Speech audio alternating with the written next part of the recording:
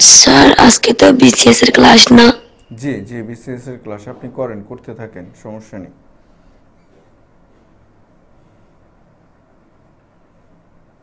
আপনি করতে থাকেন, সমস্যা নেই।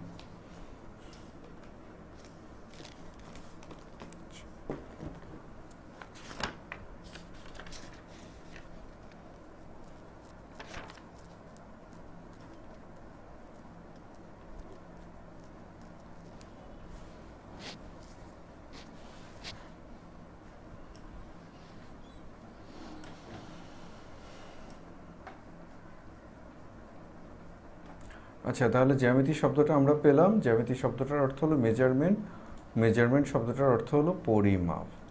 তাহলে জ্যামিতি শব্দটার অর্থটা কি দাঁড়ায়? জ্যামিতি শব্দটার অর্থটা দাঁড়ায় ভূমির পরিমাপ। ভূমির পরিমাপ। আচ্ছা, তো আমরা জ্যামিতির যদি বাংলা অর্থটা যদি ধরি, বাংলাটাও সেম। যদি আমরা বাংলাটা যদি ধরি, দেখেন বাংলায় অর্থ আসে জ্যামিতি।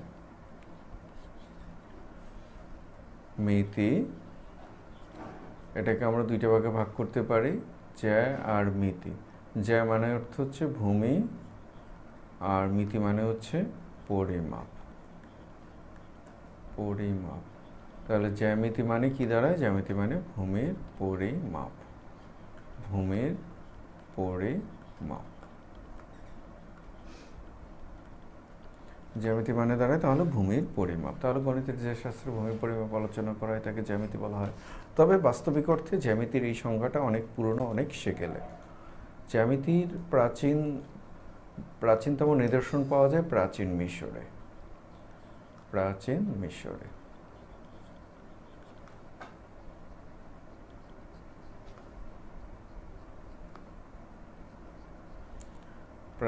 প্রাচীন মিশরে, ঠিক আছে। তাও খ্রিস্টপূর্ব প্রায় মানে আপনার যিশুর জন্মেরও 3000-3500 বছর আগ থেকে, অর্থাৎ প্রায় আজ থেকে প্রায় 7-8 হাজার বছর আগে প্রাচীন মিশরে জ্যামিতির প্রাচীন নিদর্শন পাওয়া যায়। তো মিশরে যেটা পাওয়া যায়, মিশর এবং আপনার ত্রিকোণমিতি, এইটাও মিশরীয়দের অবদানটাই বেশি বলা যায়। মিশরে মূলত নীল নদ, নাম শুনছেন? নীল নদ, পৃথিবীর দীর্ঘতম নদ নীল নদ। কিন্তু আপনাকে যদি প্রশ্ন করা হয় পৃথিবীর বৃহত্তম নদ, আয়েশা শারমিন উত্তর দেন, পৃথিবীর বৃহত্তম নদ, তাহলে কোনটা হবে? ওটা হচ্ছে অ্যামাজন।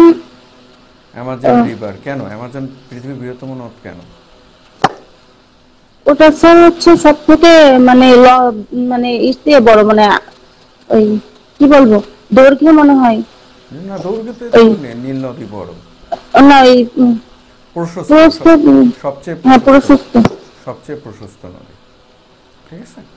তো প্রাচীন মিশরে এই যে নীল নদ, এই নীল নদ খুবই খরস্রোতা নদী, এবং কিছু কিছু জায়গায় খুব খরস্রোতা, এবং নীল নদের প্রতি বছর বন্যায় এই নীল নদের দুকুল প্লাবিত হতো, ভূমি ভাঙতো, এবং আবার নতুন করে ভূমি চর জেগে উঠত। তো এগুলো নিয়ে প্রতি বছর ঝামেলা হতো। এই পরিমাপটা থেকেই মূলত জ্যামিতিটা চলে আসছে। তবে জ্যামিতি আজকে এইখানে সীমাবদ্ধ নেই। জ্যামিতি আজকে বিন্দু থেকে শুরু করে বড় বড় বস্তু প্রায় সব জায়গাতে জ্যামিতি আলোচনা হয়, এবং একজন ভুবন বিখ্যাত গণিতবিদ রেনে দেকার্ত, একজন দার্শনিকও বটে, তিনি বীজগণিতের সাথে জ্যামিতির সম্পর্ক স্থাপন করেন। এখন জ্যামিতির বিষয়টা কি আসলে দেখেন, আমরা জ্যামিতির প্রথম স্বীকৃত পুরুষ যার নামটা আমরা পাই তার নাম হচ্ছে মিলাতুসের, একজন গ্রিক পণ্ডিত। গ্রিক পণ্ডিত।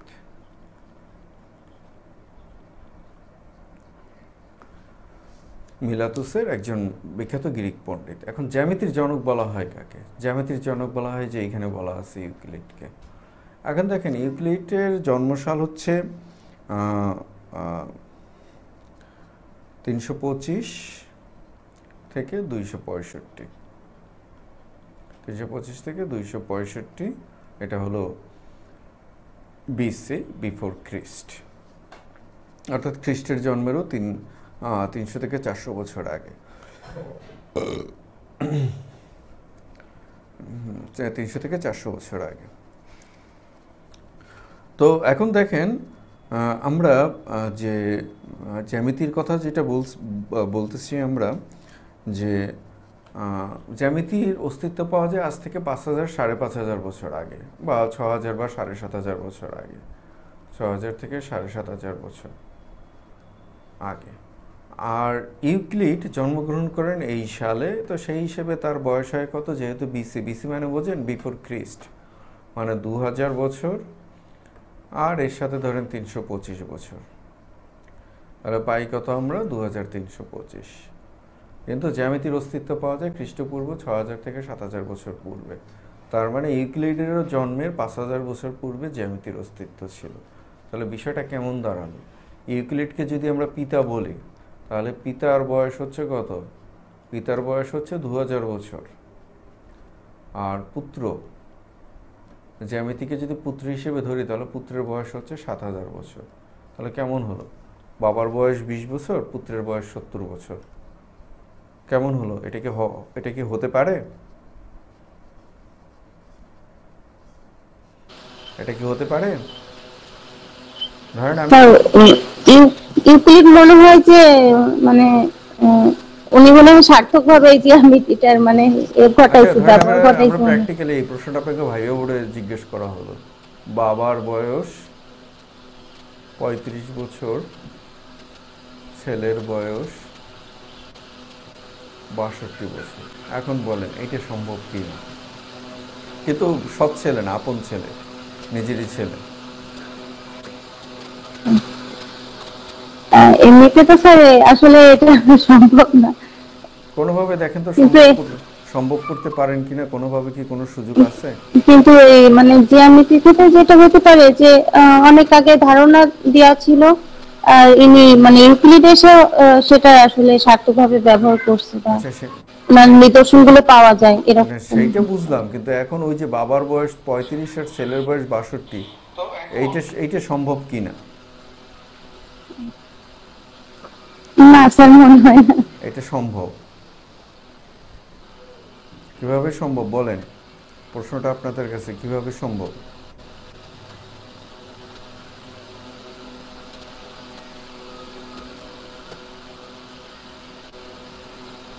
আচ্ছা, এটা সম্ভব হলো, এটা সম্ভব বাস্তবে ভাইয়া বোর্ডে অনেক সময় ধরে।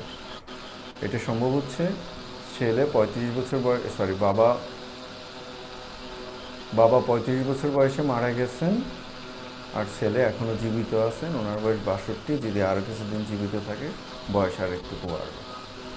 আচ্ছা, তো আমরা যে আলোচনাতে ছিলাম সেই আলোচনাটাতে আবার ফিরে আসি। ইউক্লিড যেই কাজটা করেছেন, যে ইউক্লিডের জন্মের আরও 4.5 থেকে 5000 বছর পূর্বে থেকে জ্যামিতির প্রচলন ছিল বা ধারণা ছিল। কিন্তু ইউক্লিড করেন কি, জ্যামিতির এই যে ছড়ানো ছিটানো যে বিষয়গুলো আছে, এই বিষয়গুলোকে, বিক্ষিপ্ত বিষয়গুলোকে তিনি এক জায়গায় জড়ো করেন, এবং জড়ো করে তিনি একটা বই আকারে প্রকাশ করেন। এই বইটার নাম দেন তিনি এলিমেন্টস।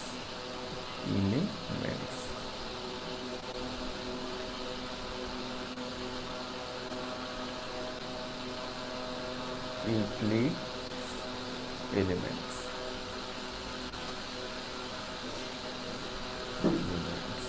এটা হলো 13 খণ্ডে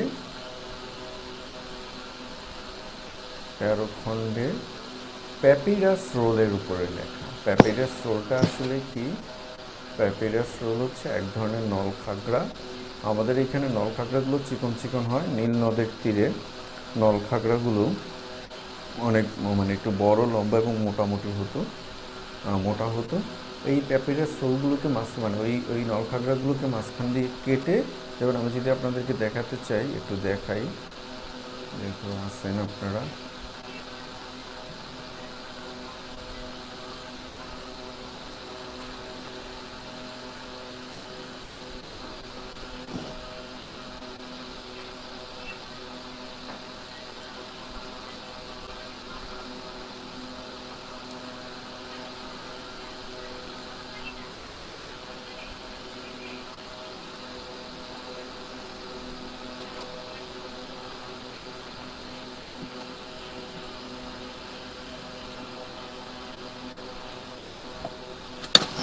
এই যে দেখতে পাচ্ছেন এই যে চিত্রটা, এটা হচ্ছে অন কাইন্ড অফ প্যাপিরাস, ঠিক আছে?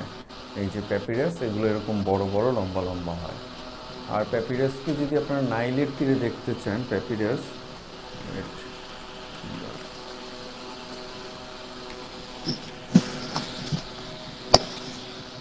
এই যে দেখছেন একদম নাইলের তীরে, মানে নীল নদের তীরে সেই প্যাপিরাস গাছ দেখতে পাচ্ছেন, নীল নদের তীরে সেই প্যাপিরাস গাছ। তো এগুলো অনেক মোটা মোটা দেখাচ্ছে না প্যাপিরাস গাছগুলো? এই মোটা মোটা প্যাপিরাস গাছগুলোকে কেটে মাঝখান দিয়ে তারপর এগুলোকে শুকানো হতো, শুকিয়ে সেই সেই প্যাপিরাস রোল, সেই প্যাপিরাসের উপরে লেখা হতো, বুঝছেন? আর আগের দিনে কাগজ আবিষ্কার হওয়ার আগে এই প্যাপিরাস রোলের উপরেই লেখা হতো। এই যে দেখছেন প্যাপিরাস রোল, এগুলো হচ্ছে সেই প্যাপিরাস রোল। এই প্যাপিরাস রোলের উপরে ধরেন এই যে ওয়ার্ল্ড হিস্টোরি এনসাইক্লোপিডিয়া, এরকম একটা প্যাপিরাস রোলের উপরে লেখা, বুঝছেন? এই যে একটা প্যাপিরাস রোল, এই প্যাপিরাস রোলের উপরে লেখা, মানে প্যাপিরাসটাই কাগজের মতো ব্যবহার হতো। এবং এই যে পেপার যে নামটা আপনারা শুনতেছেন, সেই পেপার, সেই সেই নামটাই হচ্ছে প্যাপিরাস থেকে এসেছে, প্যাপিরাস থেকে পেপার নামটা এসেছে। আর আমি ভাবি এতদিন যে ওইটা মনে হয় কলমের মতো করে লিখতো। নো নো নো, ওইটার উপরে রং দিয়ে মানে তুলি দিয়ে লেখা হতো, খুব কষ্টকর কাজ ছিল। এই দেখছেন এই প্যাপিরাস রোল, এগুলো সব প্যাপিরাস রোল, এই যে প্যাপিরাস রোলের উপরে এগুলো লেখা হতো। তো যাই হোক, আমরা আবার আমাদের আলোচনায় ফিরে আসি। তো এখন এই প্যাপিরাস রোলের উপর 13 খণ্ডের উপরে এই গ্রন্থটা লেখা হয়, 13 খণ্ড।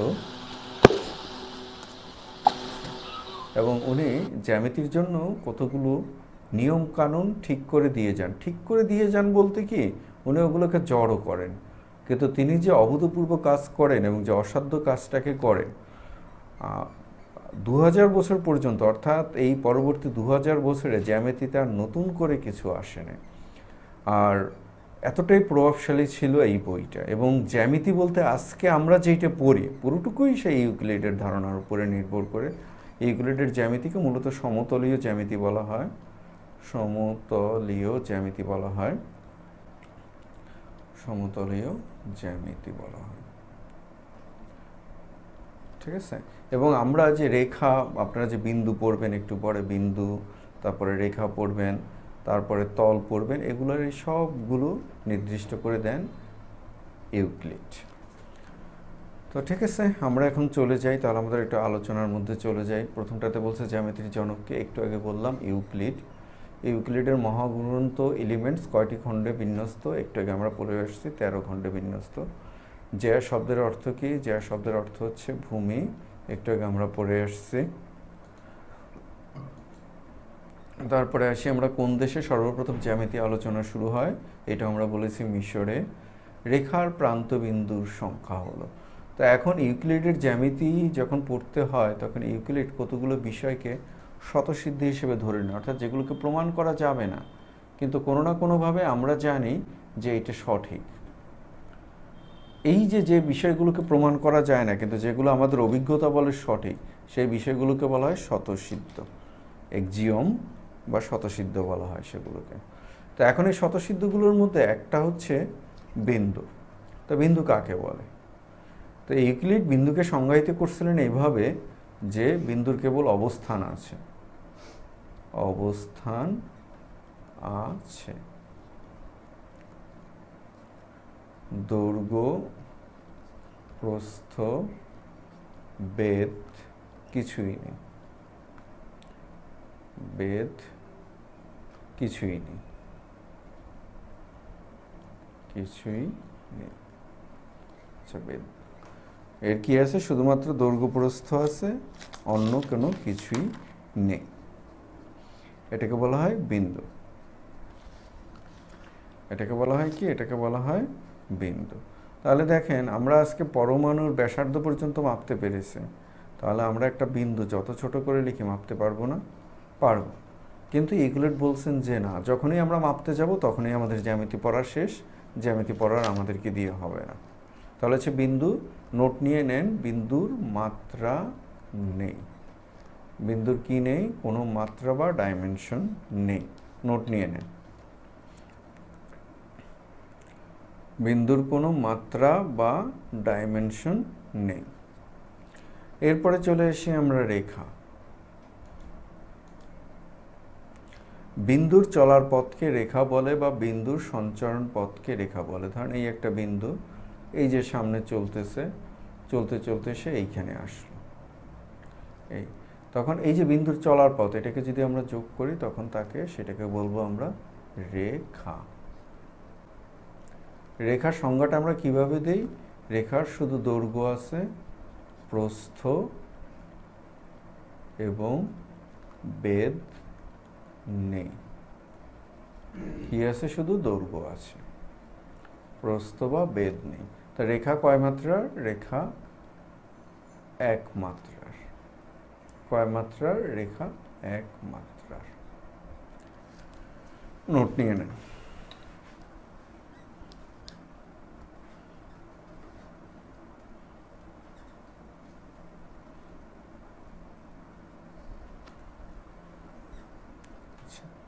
এখন এই রেখা যখন আমরা পড়ি তখন আমাদের এটার সাথে তিনটা জিনিস চলে আসে।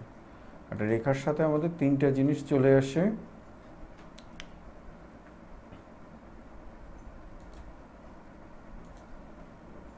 রেখার সাথে আমাদের তিনটা জিনিস চলে আসে। কি কি চলে আসে?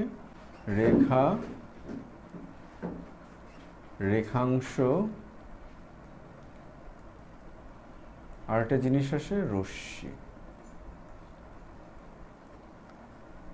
রেখা কি? রেখা হচ্ছে বিন্দুর চলার পথকে রেখা বলে। এই কারণে বিন্দুর চলার পথ সে তো উভয় দিকে চলতে পারবে। এই কারণে রেখার কোনো নির্দিষ্ট প্রান্ত বিন্দু নেই। লিখে রাখেন, নোট লিখে রাখেন, রেখার প্রান্ত বিন্দু নেই। এই কারণে রেখার কোনো নির্দিষ্ট সীমা নেই। এই কারণে রেখাকে আমরা কোনো কাগজে বা কোনো কিছুতে আঁকতে পারি না, তবে রেখার একটি প্রতিরূপ আঁকতে পারি। সেটা কিভাবে? এই দুই দিকে তীর চিহ্ন দিয়ে। এরপরে চলে আসুন রশ্মি। রশ্মির একটি প্রান্তবিন্দু থাকে। রশ্মির একটি প্রান্তবিন্দু থাকে। রশ্মির একটি প্রান্ত বিন্দু থাকে। তো রশ্মিকে আমরা কিভাবে প্রকাশ করব? এই যে আমরা একদিকে তীর চিহ্ন দিয়ে, তার একটি প্রান্ত বিন্দু থাকে, বাকি আরেকদিকে একদিকে তীর চিহ্ন দিয়ে আমরা রশ্মিটাকে প্রকাশ করি। আর রেখাংশ কি? রেখাংশ হচ্ছে এই রেখা থেকে যদি আমরা কোনো একটি অংশ কেটে নিই তখন তাকে বলা হয় রেখাংশ। এই যে আমরা এই অংশটুকু কেটে নিলাম, এই অংশটুকুই হচ্ছে কি আমাদের রেখাংশ। রেখাংশের দুইটি প্রান্তবিন্দু থাকে। কয়টি প্রান্তবিন্দু থাকে? দুইটি প্রান্তবিন্দু থাকে। দুইটি প্রান্ত বিন্দু থাকে। আশা করি আমি বোঝাতে পেরেছি। একটু নোট নিয়ে নেন, খুব গুরুত্বপূর্ণ। কেউ বলবে না ভাই অনলাইনে অনেক বড় বড়, অফলাইনে অনেক বড় বড় স্যারেরা ক্লাস নেয়, কিন্তু এগুলো কেউই বলবে না আপনাদেরকে। একটু নোট নিয়ে নেন।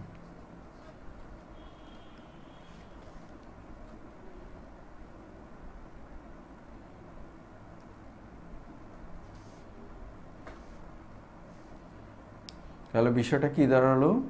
রেখার কোনো প্রান্তবিন্দু নেই, রশ্মির একটি প্রান্তবিন্দু আছে, আর রেখাংশের দুইটি প্রান্তবিন্দু থাকে।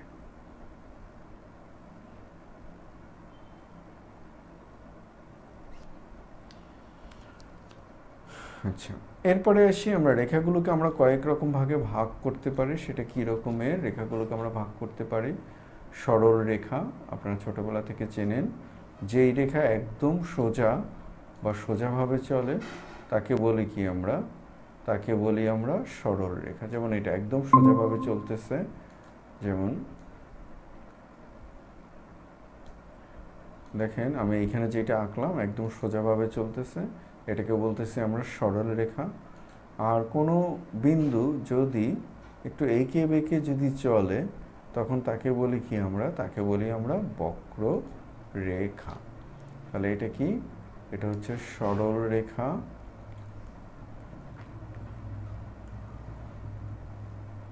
আর এটাকে বলবো কি আমরা, এটাকে বলবো আমরা বক্ররেখা।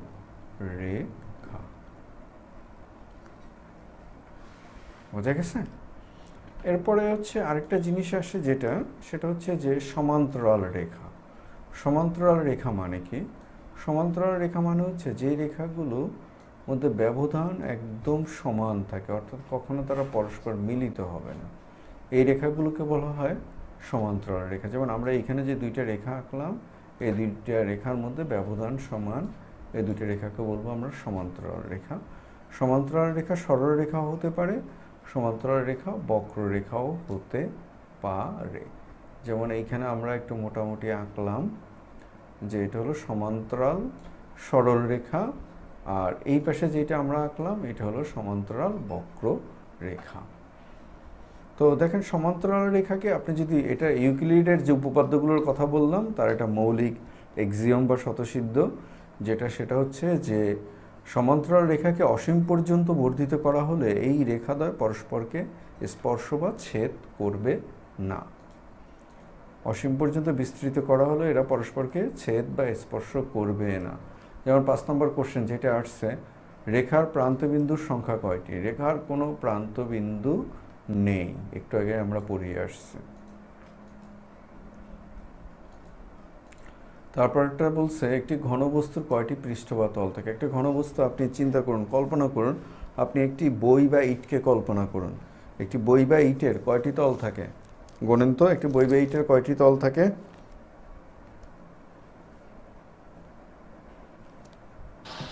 ছয়টি থাকে স্যার।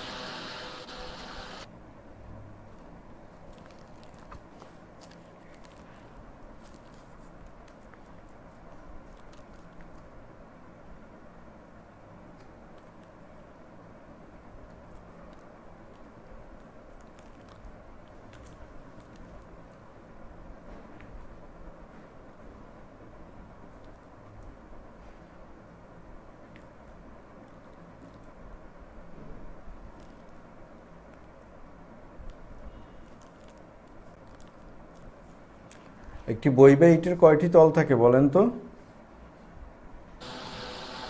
ছয়টি। 6টি তল থাকে। আচ্ছা, আমরা পরের প্রশ্নটাতে আসি। নিশাত কি আছেন?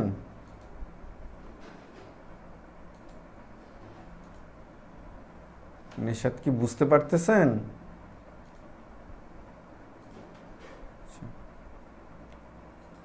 পরের ম্যাটটিতে আসি আমরা। বলছে রেখা প্রধানত কয় প্রকার? আমরা একটু আগে দেখিয়ে আসছি, রেখা প্রধানত 2 প্রকার, সরলরেখা, বক্ররেখা। তারপরটাতে আছে এবি রেখাংশের উপর পি একটি বিন্দু হলে কোন সম্পর্কটি সর্বদা প্রযোজ্য হবে? তো আমরা একটা রেখা আঁকি, এই একটা রেখাংশ আমরা আঁকলাম। এখন আমাদেরকে বলছে রেখাংশের উপরে, ধরেন এই রেখাংশটার নাম হলো এ বি। এ বি রেখাংশের উপরে পি একটি বিন্দু, ধরেন এই পি একটি বিন্দু নিলাম আমরা। এখন আমাদেরকে বলছে যেটা, যে কোন সম্পর্কটি সর্বদা প্রযোজ্য। তাহলে দেখেন এপি সমান পি এ, এটা সবসময়কার জন্য না, ধরেন পিটা এইখানে আছে, এখান থেকে দেখেই আপনারা বুঝতে পারতেছেন এই পি এ বি এর সমান না। পিটাকে যদি আমরা এইখানে নেই তাতে সমান হবে না, সবসময়কার জন্য না। তারপরে বলছে A B greater than AP square, হবে না, এটা সবসময় হবে না। এর কারণটা কি? যেমন ধরেন এই পুরোটুকুকে আমরা নিলাম,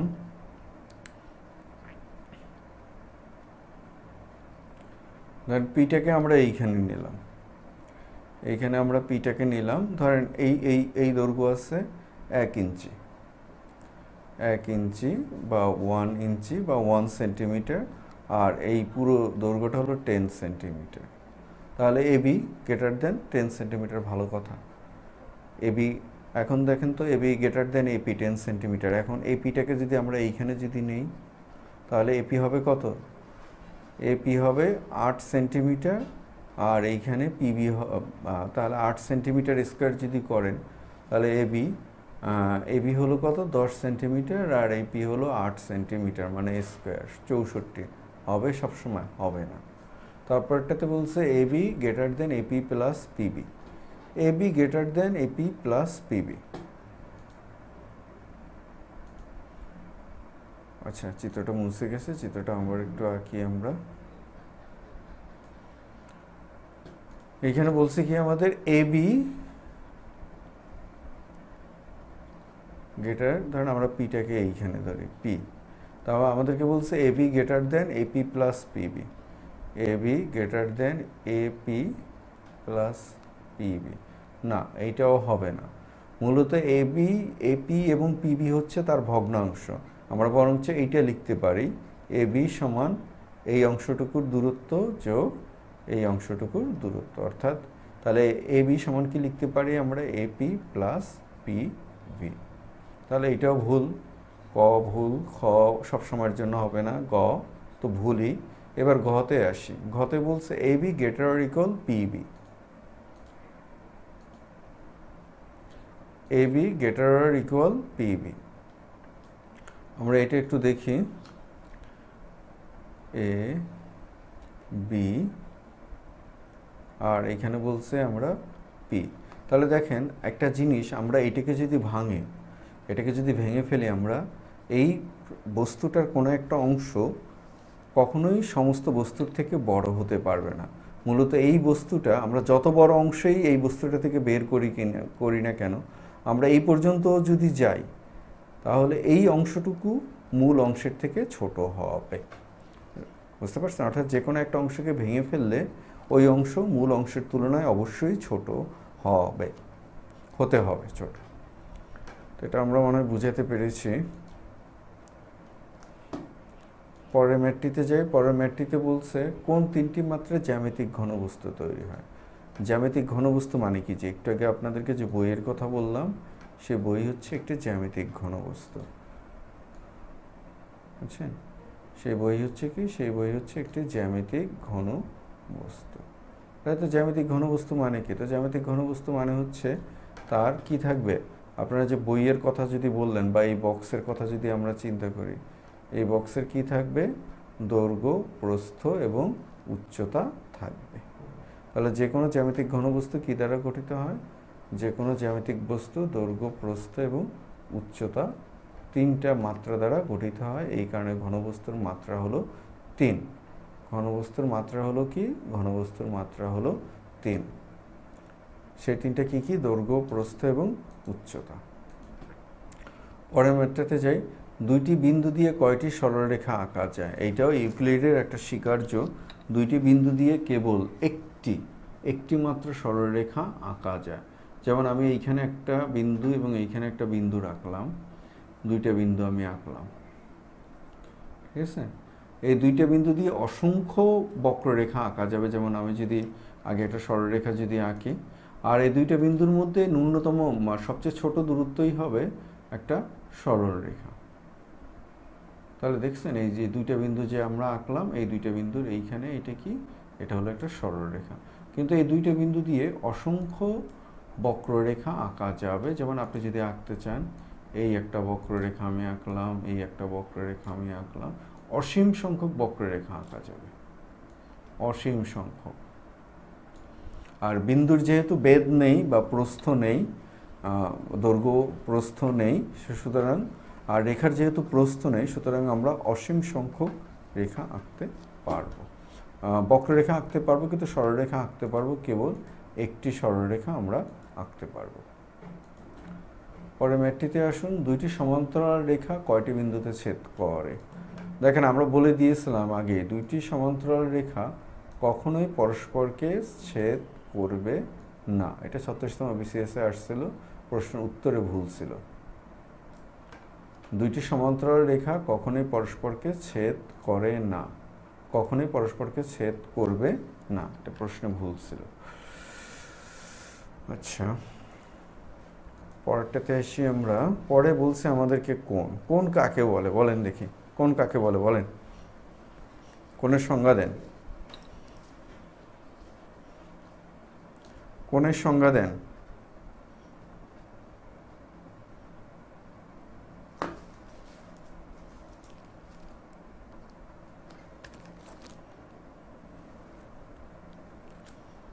কোণের সংজ্ঞা দেন। স্যার দুইটি বাহু যখন একটি বিন্দুতে মিলিত হয় তখন হচ্ছে কোণ উৎপন্ন হয়। ঠিক আছে, কোণের এই সংজ্ঞাটা চলবে এবং কোণের এই সংজ্ঞাটাই মোটামুটি স্ট্যান্ডার্ড সংজ্ঞা হিসেবে বলা হয়, কিন্তু প্রকৃতপক্ষে এটা কোণের সংজ্ঞা না। কোণের সংজ্ঞাটা আসে তল থেকে, যাই আমি ওইদিকে যাব না। আপনারা যেটা বলছেন ওইটাই, দুইটি রেখা, যেমন আমরা যদি এরকম যদি আঁকি, একটা ত্রিভুজের মতো যদি আঁকি, তাহলে দেখেন এই যে দুইটি রেখা, এই জায়গাগুলোতে কোণ সৃষ্টি হয়েছে। দুইটি রেখা যখন মিলিত হয় তখন সেইখানে কি হয়, কোণ সৃষ্টি হয়। বোঝা গেছে? এখন এই কোণের মধ্যে মানে জ্যামিতির প্রথম দিকে আমাদের জন্য যে উদাহরণটা সবচেয়ে বেশি ছিল আর এখনো যে উদাহরণটা সবচেয়ে বেশি, সেই উদাহরণটা হচ্ছে সমকোণ। সেই উদাহরণটা কি? সেই উদাহরণটা হলো সমকোণ। মূলত দেখেন আপনার বাসা বাড়ি আশেপাশে আপনি বই যে কোনো দিকে তাকালেই আপনি কি পাবেন? যেমন আমি এইখানে দেখেন, এইখানে আমরা সমকোণ পাচ্ছি। এইখানে আমরা কি পাচ্ছি? এইখানে আমরা সমকোণ পাচ্ছি। এই দেখছেন 90 ডিগ্রি কোণ হয়ে গেছে, সমকোণ পাচ্ছি। আপনি যেই দিকে তাকাবেন আপনি সমকোণ পাবেন, ঘর বাড়ি আপনার যে এখানে আছে। তো সমকোণের পরিমাপটা কত? সমকোণের পরিমাপটা হচ্ছে কত ডিগ্রি? সমকোণের পরিমাপটা হচ্ছে 90 ডিগ্রি। তো সমকোণের কখন সৃষ্টি হবে? যখন একটি বাহুর উপর অপর একটি বাহু লম্বভাবে অবস্থান করে তখন সেখানে সমকোণ হয় বা সমকোণ সৃষ্টি হয়। যে এই একটা বাহু আছে আমাদের, ধরেন আমি যদি এইখানে এমন একটা বাহু যদি আঁকি, যদি আমার আঁকাটা ঠিক হবে না, ঠিক হচ্ছে না, এরপর এর উপরে যদি এরকম একটা বাহু যদি আঁকি লম্বভাবে যদি থাকে, যেমন আপনারা এই যে কর্নারে দেখতে পাচ্ছেন, ডিসপ্লের একদম কর্নারে দেখেন, এই যে এইখানে যেইটা আছে এই বাহুটা এবং এইখানে এই বাহুটা পরস্পর লম্ব আকারে আছে, বুঝতে পারছেন? তো এইখানে কি আছে? এইখানে একটা 90 ডিগ্রি কোণ উৎপন্ন হয়েছে। তাহলে সমকোণের পরিমাপ কত? সমকোণের পরিমাপ হলো 90 ডিগ্রি। তো সমকোণ যদি 90 ডিগ্রি হয়, তাহলে সমকোণের সাথে আমরা আরও কয়েকটা কোণ যদি একটু পড়ে আসি, সমকোণের পরে আমরা পড়ে আসি স্থূলকোণ। স্থূলকোণ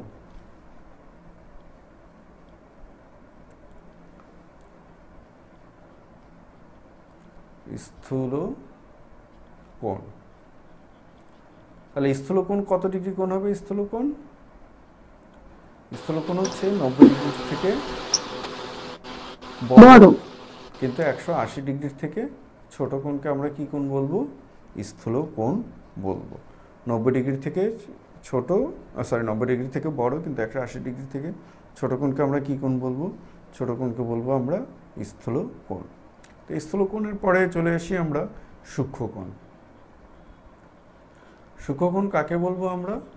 সূক্ষ্মকোণ বলবো 0 ডিগ্রির থেকে বড় কিন্তু 90 ডিগ্রির থেকে ছোট কোণকে আমরা কি কোণ বলবো? সূক্ষ্মকোণ বলবো। এটা নোট নিয়ে নেন, বুঝতে পারছেন? তো এখন দেখেন জ্যামিতিক কোণের কথা যখন আমরা বলছিলাম, জ্যামিতিক কোণের সর্বোচ্চ মান, এটা খাতায় নোট নেন, জ্যামিতিক কোণের সর্বোচ্চ মান, জ্যামিতিক কোণের কোণ দু ধরনের আছে, জ্যামিতিক কোণ আর ত্রিকোণমিতিক কোণ। আমি আপনাদের পড়াচ্ছি জ্যামিতিক কোণ। জ্যামিতিক কোণের সর্বোচ্চ মান হচ্ছে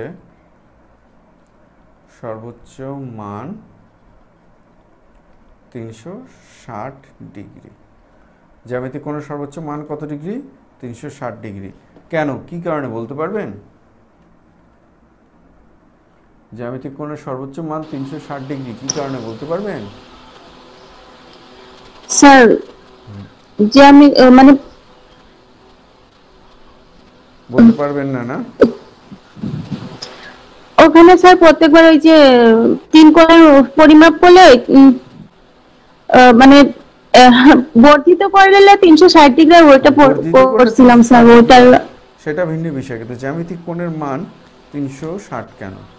দেখেন অনেক ইতিহাস আছে, এত ইতিহাস পড়াতে গেলে আর জ্যামিতিক ক্লাস, এই ক্লাসটা হচ্ছে আমার সবচেয়ে প্রিয় ক্লাস। সবচেয়ে প্রিয়, কারণ আমাদের অনেক রহস্য, অনেক হিডেন কথা, অনেক হিডেন গল্প, অনেক হিডেন রহস্য এখানে লুকায়িত আছে। তার একটা হলো এই যে 360 ডিগ্রি।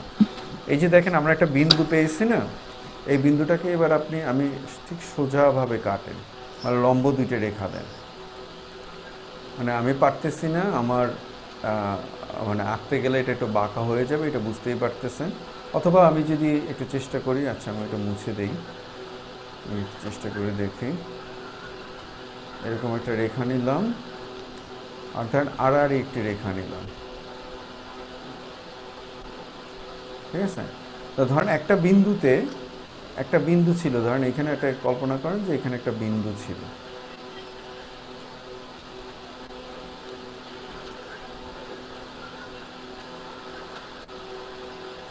এখানে একটা বিন্দু ছিল।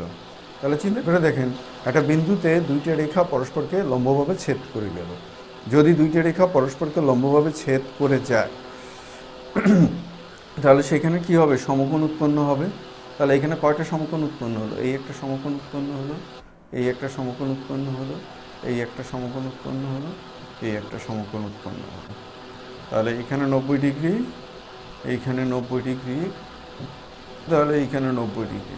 তাহলে মোট 4টা 90 ডিগ্রি মিলে কত হলো? 360 ডিগ্রি। 60 ডিগ্রি। এর থেকে বড় হওয়া সম্ভব না। তো জ্যামিতিক কোণের সর্বোচ্চ মান কত? 360 ডিগ্রি। আর জ্যামিতিক কোণের সর্বনিম্ন মান হচ্ছে 0। আমরা ত্রিকোণমিতি যখন পড়াবো তখন ত্রিকোণমিতিতে আমরা ত্রিকোণমিতিক কোণ পড়াবো, ঠিক আছে? জ্যামিতিক কোণের সর্বনিম্ন মান কত ডিগ্রি? জ্যামিতিক কোণের সর্বনিম্ন মান হচ্ছে 0 ডিগ্রি। মনে হয় বুঝাতে পেরেছি। আচ্ছা স্যার। আচ্ছা, তো আমরা আবার আমাদের পড়ায় চলে যাই, যে এইখানে ছিলাম।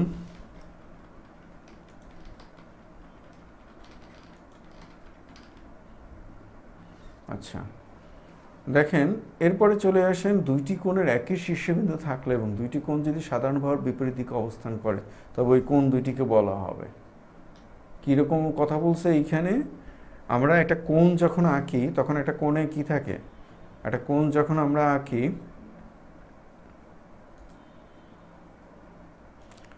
ধরেন আমরা এই একটা কোণ আঁকলাম,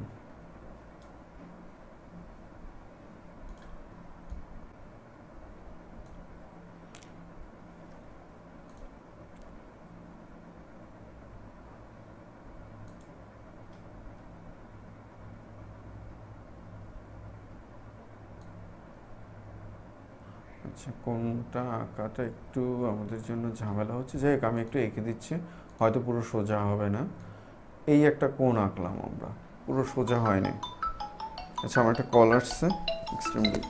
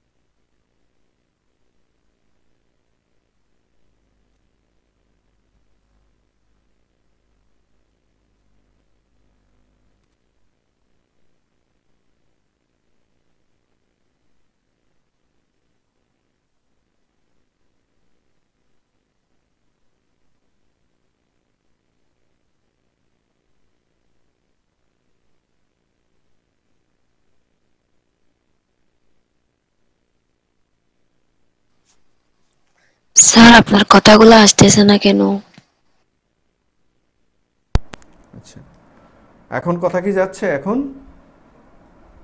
জি স্যার। আচ্ছা, তো আমি দেখি আমি আঁকতে পারি কি না। আচ্ছা, একটু আমি আঁকার চেষ্টা করতেছি, কারণ খালি হাতে আঁকাটা একটু কঠিন।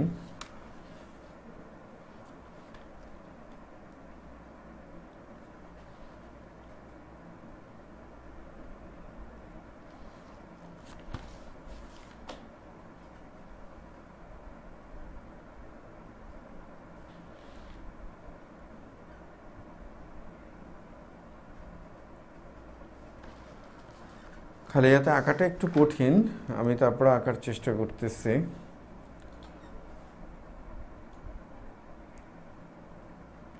এই যে দেখেন এইখানে দুইটা কোণ আছে না, আমরা ধরে নিলাম যে এই কোণটা এখানে 90 ডিগ্রি, ঠিক আছে, ধরে নিলাম আমরা, বা তর্কের খাতিরে একটু ধরে নিলাম আমরা 90 ডিগ্রি। এখন এর মাঝ বরাবর যদি আমরা দুইটা কোণ যদি চিন্তা করি, তাহলে দেখেন এই একটা কোণ এবং এই একটা কোণ, এই দুইটা কোণ মিলে কত ডিগ্রি হলো? এই দুইটা কোণ মিলে এইখানে 90 ডিগ্রি হলো। তাহলে এই দুইটা কোণ পরস্পর কত ডিগ্রি? এই দুইটা কোণ হলো পরস্পর পূরক কোণ। আবার যদি আমরা চিন্তা করি, এইখানে যদি একটা সরলরেখা আঁকি, তাহলে এইখানে যে কোণটা পাবো সেই কোণটার মান হবে কত ডিগ্রি? সেই কোণটার মান হবে 180 ডিগ্রি। এটাকে বলে সরল কোণ। আমরা এটা একটু লিখে নেন, সরল কোণের সংজ্ঞাটা একটু লিখে নেন। সরল কোণ কি? সরল কোণ হচ্ছে যে সরলরেখার উপরে যে কোণ থাকে তাকে কি বলবো আমরা? সরলরেখার উপরে যে কোণ থাকে তাকে বলবো আমরা সরল কোণ। ও আচ্ছা, পেয়েছি, এটা এতক্ষণ হিডেন অবস্থায় ছিল। সরলরেখার উপরে যে কোণ থাকবে তাকে বলবো কি আমরা?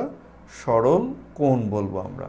তো দেখেন এইখানে যখন আমরা দুইটা রেখা এঁকেছি, একটা রেখা আরেকটা রেখার উপর লম্বভাবে আছে, একটি রেখা আরেকটি রেখার উপর লম্বভাবে থাকার জন্য এইখানে একটা 90 ডিগ্রি কোণ হয়েছে, এইখানে একটা 90 ডিগ্রি কোণ হয়েছে, এবং এই দুইটা কোণ মিলে কত ডিগ্রি? 180 ডিগ্রি।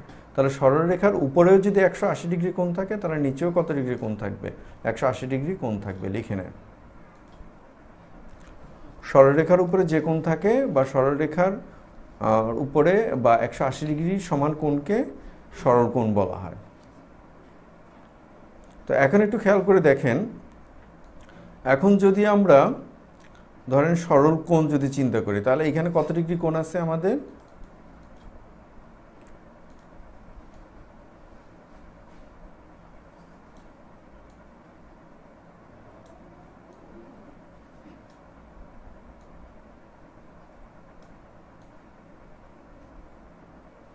আমাদের এখানে কত ডিগ্রি কোণ আছে? আমাদের এখানে 180 ডিগ্রি কোণ আছে, আমি দেখিয়েছি 180 ডিগ্রি কোণ আছে। তাহলে এটাকে আমরা সরল কোণ বলবো। এখন দেখেন সম্পূরক কোণের বেলায় যেটা হবে, সম্পূরক কোণের বেলায় যদি আমরা এইখানে ধরেন এরকম দুইটা কোণ যদি আঁকি, এরকম দুইটা কোণ যদি আঁকি, তাহলে দেখেন এই যে দুইটা কোণ আছে, এই যে দুইটা কোণ আছে, এই একটা কোণ এবং এই একটা কোণ, এই দুইটা কোণ মিলে তখন কি হয়ে গেল? এই দুইটা কোণ মিলে তখন 180 ডিগ্রি হয়ে গেল। তাহলে এই দুইটা কোণকে পরস্পরের আমরা কি কোণ বলবো? এই দুইটা কোণকে পরস্পরের বলবো আমরা সম্পূরক কোণ। ধরেন এটাকে ধরলাম আমরা এ, এটাকে ধরলাম আমরা বি, এটাকে ধরলাম আমরা সি, আর এটাকে ধরলাম আমরা ডি। তাহলে কোণ এ বি ডি যোগ কোণ এ বি সি সমান কত ডিগ্রি? 180 ডিগ্রি। তাহলে এই কোণ দুইটা পরস্পর কি কোণ? এই কোণ দুইটি পরস্পর সম্পূরক কোণ। আশা করি আমি বুঝাতে পেরেছি। আচ্ছা, এরপরে আসি আমরা অপশনগুলোতে, পরের প্রশ্নগুলোতে আসি। দুটি সন্নিহিত কোণের সমষ্টি 90 ডিগ্রি হলে একটি কোণ অপরটির কি বলবো? আমরা পূরক কোণ বলবো। দুইটি কোণের সমষ্টি এক সমকোণের সমান হলে তাদের একটিকে অপরটিকে কি কোণ বলবো? এক সমকোণ মানে 90 ডিগ্রি, পূরক কোণ বললো। এবার আসেন একটি কোণ 60 ডিগ্রি হলে পূরক কোণ কত হবে? তো দুইটা মিলে ধরেন দুইটা কোণ থাকবে, এই হলো প্রথম কোণ আর এই হলো দ্বিতীয় কোণ। এই দুইটা মিলে কত ডিগ্রি হবে? এই দুইটা মিলে হবে 90 ডিগ্রি। এর ভিতরে একটার মান দেওয়া আছে কত? 60 ডিগ্রি। তাহলে অপরটা কত হবে? 30 ডিগ্রি। একদম ভেরি সিম্পল। তাহলে পূরক কোণ বলতে কি করবো আমরা? পূরক কোণ বলতে আমরা 90 থেকে বিয়োগ দিয়ে দেব। পূরক কোণ বলতে আমরা 90 থেকে বিয়োগ দিয়ে দেব। মনে হয় বুঝাতে পেরেছি, না বুঝতে পারলে বলবেন। স্টুডেন্ট সারা বাড়িতে আপনারা দুজন। এরপরে আসেন একটি কোণের দ্বিগুণ 60 ডিগ্রি হলে তার পূরক কোণ কত? দ্বিগুণ 60 ডিগ্রি, মানে ওই কোণটাকে আপনি দ্বিগুণ করলে 60 হয়েছে। তাহলে দ্বিগুণ করার আগে কত ডিগ্রি ছিল? 2 দ্বারা ভাগ করব আমরা, তাহলে কত ডিগ্রি ছিল? 30 ডিগ্রি। এবার 30 ডিগ্রি কোণের পুরো কোণ বের করেন। 30 ডিগ্রি কোণের পুরো কোণ হবে 90 ডিগ্রি মাইনাস 30 ডিগ্রি সমান কত ডিগ্রি? 60 ডিগ্রি। আশা করি বুঝতে পারছেন।